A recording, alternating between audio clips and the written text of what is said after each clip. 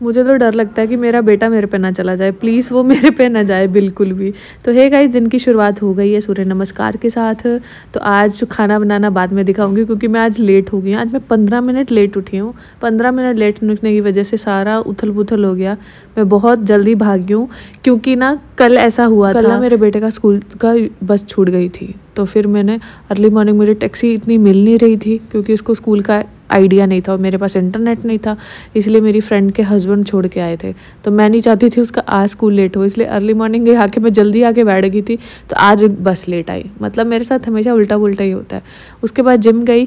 Gym जाने के बाद मैं अपनी फ्रेंड के यहाँ गई थी। आज फास्ट है ना, कोई वट सावित्री का कुछ ऐसे ही फास्ट है, मुझे मालूम नहीं है। तो मेरी फ्रेंड ना मेहंदी लगवाने के लिए बुलाने वाली थी किसी को। मैंने बोला कि ठीक है, मुझे बहुत अच्छी नहीं आती बट थोड़ी बहुत मैं लगा लेती हूँ, मतलब शास्त्री करना होता है। तो ऐसे किसी को पैसे देने, वो इतने इतने पैसे ले जाती है, उसका कोई फ़ायदा तो है नहीं है। ऊपर से टाइम भी लगता है, स्पेशली बुलाओ किसी को घर में आने पर ज़्यादा पैसे लेती हैं। तो मैंने कहा ठीक है, मैं तुझे खुद लगा दूँगी। तो कहती ठीक है लगा देना। तो उसने मेरे लिए पोहा बनाया था। ये पूना स्टाइल पोहा बनाया है।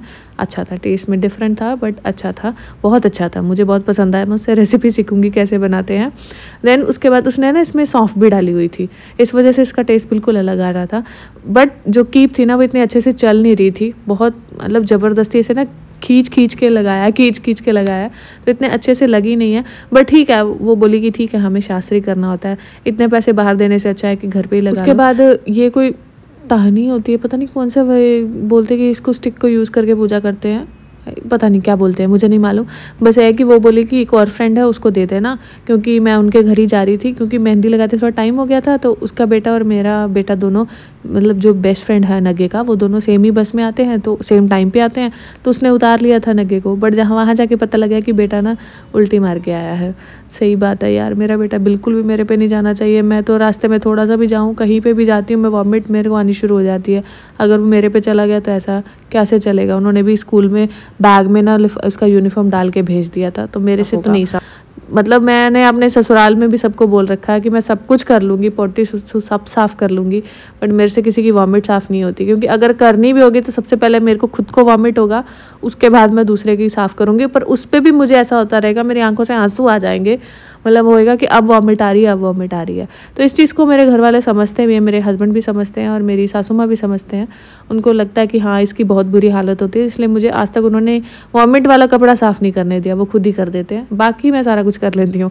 ये चीज़ मेरे से आज तक कभी नहीं हुई, ना मायके में कभी हुई थी ना ही यहाँ होती। इवन कि प्रेगनेंसी में मेरे को वॉमिट जब होती थी तो मेरे हस्बैंड ही साफ़ करते थे वो, मतलब कई 1-2 बार फ्लोर पे हो गई थी तो उन्होंने ही क्लीन किया था, मेरे से नहीं हुआ क्लीन। देन उसके बाद ना ये पनीर फ्रेश मंगवाया था, पहली बार मंगवाया। पता नहीं इसमें मेरे ख्याल से उन्होंने ना जो दूध फाड़ने के लिए यूज़ करते विनेगर वगैरह वो थोड़ा सा ज़्यादा कर दिया था, इसलिए थोड़ा सा ना स्मेल आ रही थी, ऐसे खट्टा खट्टा बनना ज़्यादा आ रहा। तो बट जब मैंने सोचा कि पहले सोचा कि सब्जी बना लेती हूँ, तो मैं सोची कि यार इतना कुछ बनाऊँगी, प्याज काटूँगी, टमाटर लहसुन, इतना तेल डालूँगी, उसके बाद अगर सब्ज़ी ख़राब निकली तो मतलब मन भी ख़राब होगा, तो इतनी सब्ज़ी फेंकी भी नहीं जाएगी। सो बेस्ट है कि मैं थोड़ा सा पनीर लेके एक बार परांठी बना लेती हूँ, अगर उसका परांठी अच्छी होगी तो फिर उसके बाद सब्जी भी बना दूंगी। इतने में मेरे हस्बैंड भी मुझे पीछे से परेशान कर रहे हैं। पहले मैं बड़ा स्टाइल मार के मैं कहा यार नमक यहाँ से निकालूंगी, क्योंकि ना हमारे पास ना वो चंक्स होते हैं ना नमक के, बड़े बड़े हिमालयन, हमारे यहाँ तो बोलते होते थे गाय भैंसों को चाटने के लिए देते थे वो वाले नमक ना।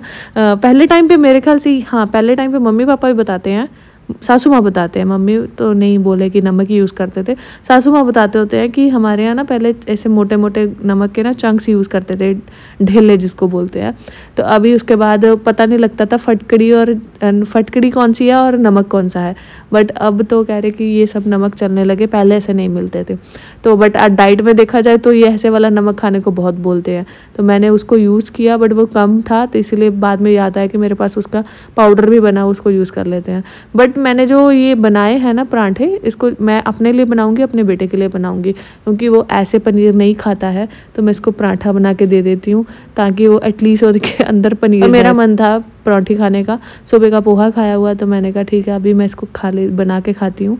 पनीर पराठा मुझे पसंद है बट प्याज ख़त्म हो गए थे, अलग कर रही थी कौन जाएगा नीचे, कौन लेके आएगा, तो हस्बैंड बाद में रात को खुद लेके आए। तो पराठा बन गया है, टेस्ट अच्छा है, ऐसा नहीं है वो मतलब ऐसे स्मेल कर रहा था, बट जब मैंने पराठा बनाया तो उसका टेस्ट अच्छा था। बेटे ने खाया है, साथ में चल रहा है टीवी, मैं नहीं देख रही, वही देख रहा है। उसको कार्टून देखने में बड़ा मज़ा आता है। मेरे 1-2 फ्रेंड्स और हैं, उन्होंने भी बोला था कि आप ये सब मेहंदी लगा देना। इतनी अच्छी तो नहीं लगाती हूँ, बट जुगाड़ जितना है इतना तो हो सकता है।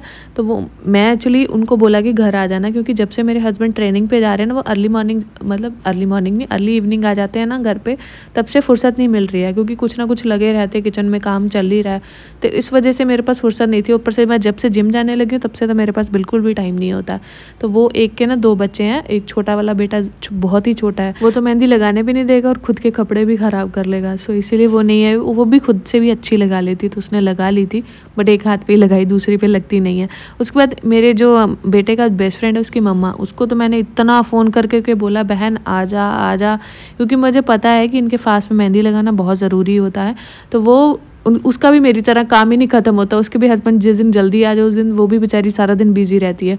तो बहुत मुश्किल रात को वो बेचारी इतनी लेट आई, वो भी मैंने ज़बरदस्ती बुलाया। वो तो नहीं आ रही थी, कह रही कि तुम लेट हो गई हो तो तुम मेरी वजह से सो नहीं पाओगी। मैंने कहा बहन तू आ जा, कोई दिक्कत नहीं है, हम मैनेज कर लेंगे।